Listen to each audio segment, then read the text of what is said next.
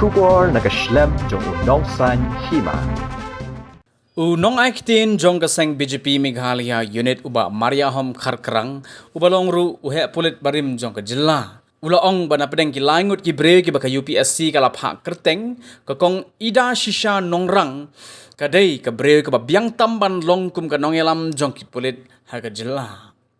Habaya keren bat kilat pathai khubor mentaka sengi ke khendai trik ujemang arjar arpusau nakalyang ba Kharkrang ulaong.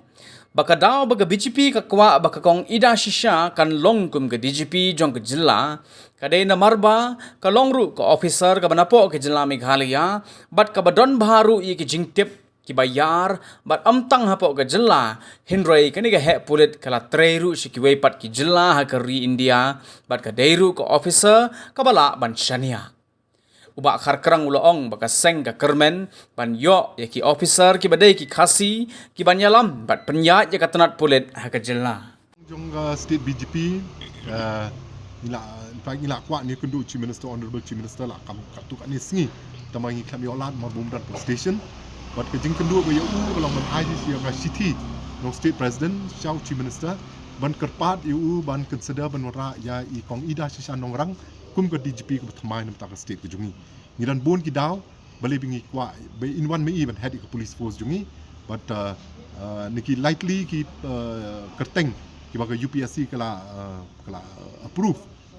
ni smo which will be the best candidate man lead ke police force ke jungi Piang kidang ni kita nanti bangin kendo ya ngin la ban yo appointment no si am dalawan pai ke kharitrik probably ngin yo appointment ke si Monday but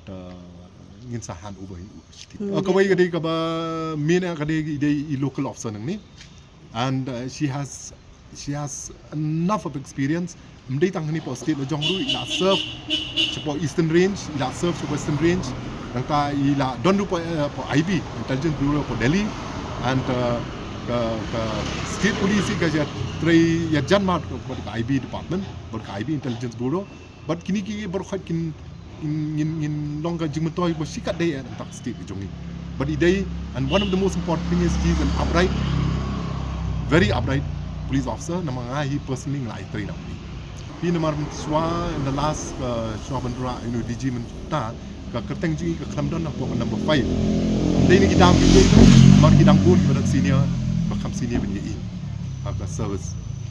Jakat benta bedeng ni lap ka kereng ji ka wan ka panel hi ka wan kong ni kerman ba ni yo at least one khasi officer leading the state mun chuang la ju yo teng ni police officer ba lead the state but ni kimi ti ba menta se kan ti ben ni yo